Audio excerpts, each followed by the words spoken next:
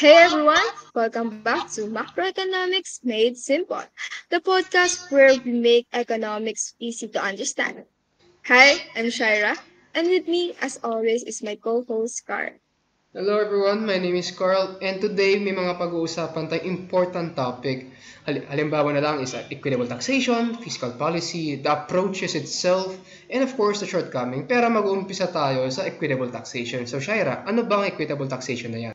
So yung equitable taxation, ito yung principle kung saan yung mga tao is nagbabayad ng equal amount of tax according to their income and ability to pay. So dito papasok yung train law. So may idea ka ba, Carl, kung ano yung train law?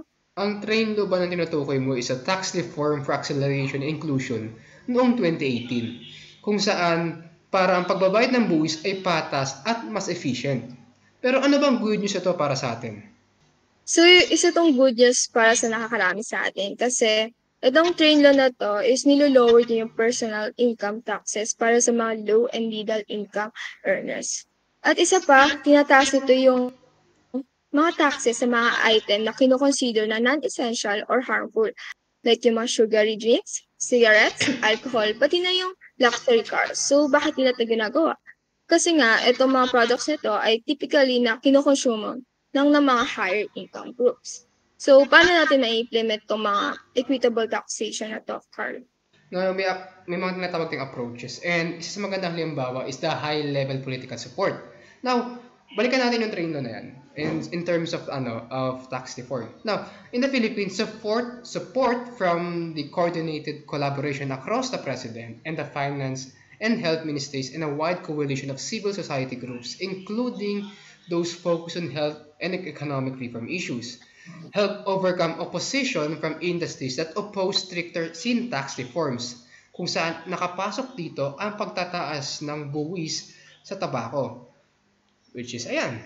Now, of course, papasadahan na rin natin dito yung fiscal policy. So, ano nga ba yung fiscal policy, Shaira?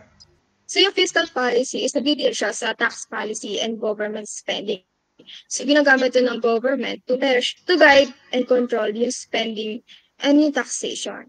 And according nga itong objective naman itong fiscal policy, according sa Office of Ombudsman, is ito yung policies na gino-govern yung revenues, expenditures, pati na rin debt management. So, alamin naman natin yung shortcomings. So, meron ba tayong shortcomings sa fiscal policy?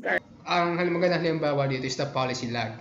The policy lag is the lag between the economic problem arises such as a recession or inflation and the effect of policy intended to counteract. And underneath is may tinatawag tayong recognition lag, which is may example dito is the recognition lag in 2008, the global financial crisis na nagsimula sa Amerika.